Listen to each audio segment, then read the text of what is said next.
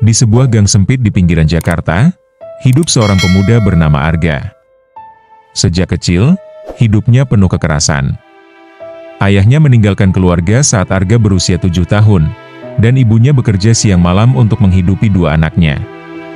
Arga tumbuh di lingkungan keras, di mana satu-satunya cara bertahan hidup adalah menjadi lebih kuat dari orang lain.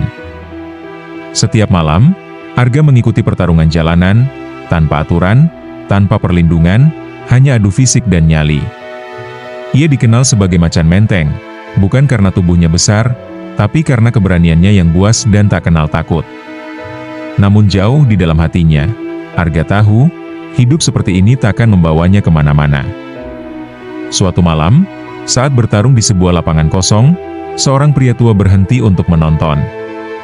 Pria itu bernama Pak Wirya, seorang mantan pelatih nasional bela diri campuran, MMA, yang kini hidup menyendiri. Setelah pertandingan, Pak Wirya menghampiri Arga dan berkata, "Kamu punya potensi besar.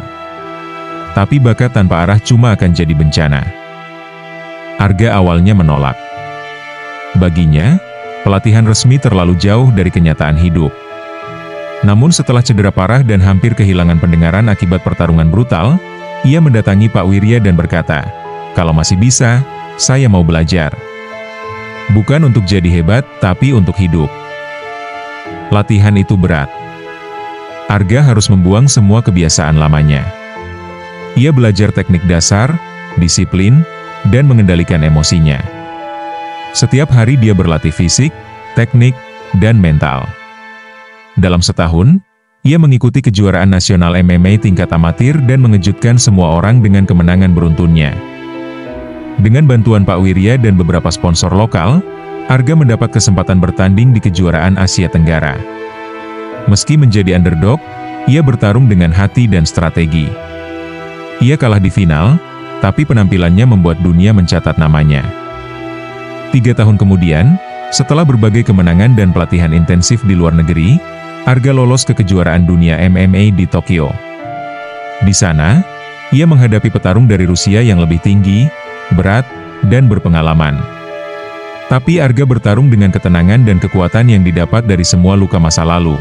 Pada ronde keempat, dengan satu kuncian mematikan, Arga menang. Dunia menyaksikan saat macan menteng berubah menjadi raja ring internasional.